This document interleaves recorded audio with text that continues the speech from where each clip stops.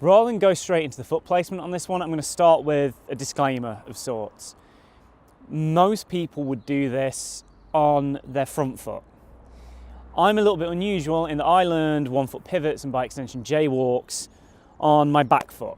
And there are reasons for that I'll try and explain.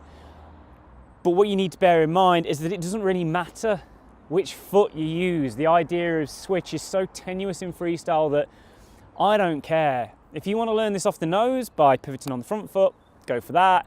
If you're like me and you like rolling backwards and doing it on your back foot, go for that. As long as you have the basic motion and it looks good, whatever works for you. So all that being said, this is my foot position for jaywalks. If you're going to want to do this around your front foot, you've just got to reverse it. You're basically going to be facing away from the direction of travel the whole way through. The back foot position is the most crucial part of this whole trick. Once you start the trick, you don't want to move it at all, so you have to make sure it's in exactly the right place for this to work smoothly.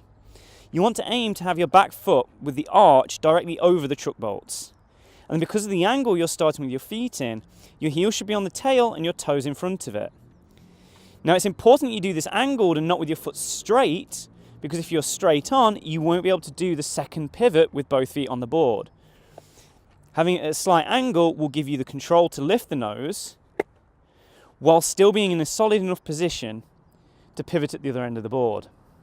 Hopefully by now you can already do endovers in every direction very comfortably. So you want to practice this to begin with both feet on the board. You're just doing what is commonly called a monster walk, just alternating endovers. And whether you're doing it off the back foot or the front foot, it's going to feel a little bit different, because you've got to be facing completely against the direction of travel. You're looking completely the other way. So obviously I'm going backwards, I'm going around the back leg.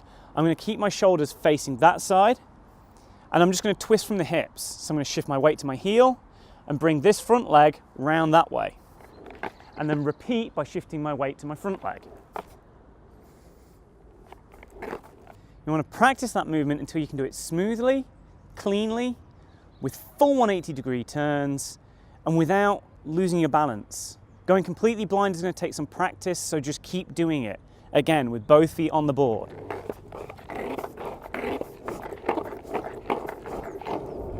Now this is going to be the last time that I say this in this video because I can't keep repeating myself. But the same thing applies if you're doing this around your front foot, if you're rolling forwards. I'm not very good at going this way, but it's exactly the same technique.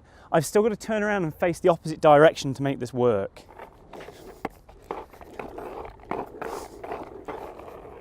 So once you can do this comfortably, it's time to start taking a foot off so you get the actual jaywalk.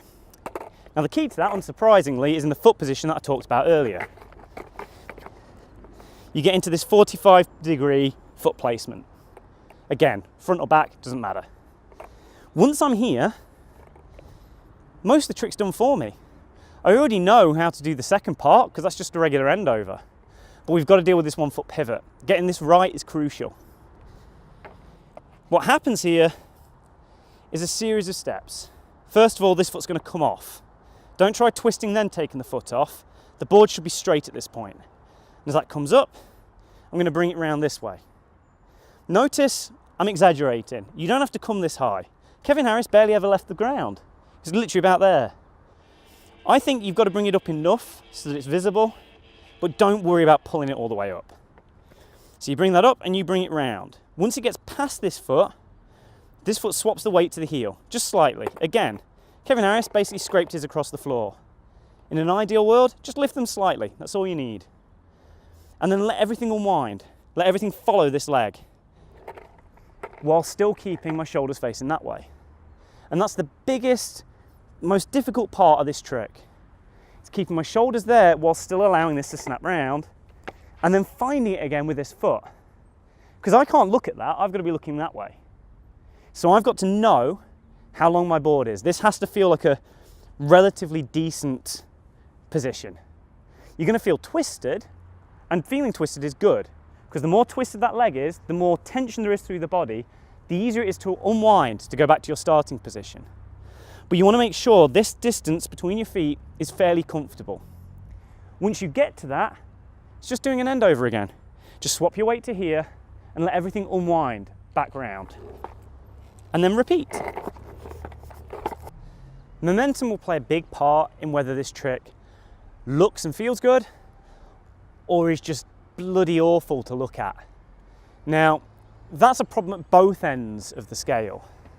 If you do this stationary, it looks laborious, it looks heavy, you don't get any flow on it, and any slight drag on the wheel risks stopping you dead. Ugh. It's not impossible, and I'm sure a better man than I, aka Kevin Harris, could probably do this at a very low speed. Now at the other end of the scale, if you go way too fast, it becomes choppy. You don't turn full 180s, and your balance is going all over the shop. You're much more likely to end up falling over backwards doing it that way.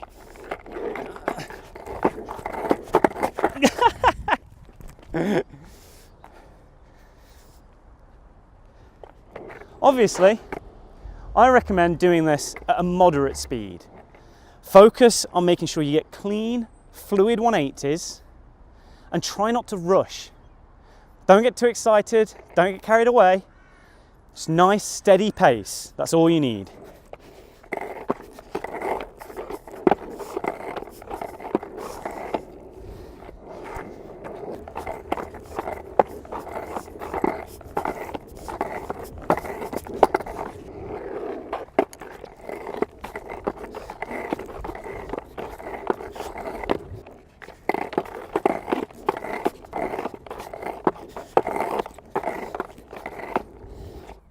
I think that this is one of those tricks that can be quite divisive, and that certainly when I was younger I probably wouldn't have appreciated, because it's not really a trick. Footwork at its best is filler. It's the stuff that holds together everything else, it kind of packs out the gaps. It's what stops this just looking like flatland lines, just roll, trick, roll, trick, roll, trick. Used well and done well, this bonds together the rest of your freestyle. It's very important in that regard. And once you get used to it, you can start linking it with other things, whether it's rolling tricks or stationary combos or even just more footwork. Personally, I tend to use it as I'm getting towards the end of an area. As I'm running out of space, I can basically do a few of these, maybe like 3 or 4, don't overdo it, and then go straight from that into some walk the dogs back in the other direction.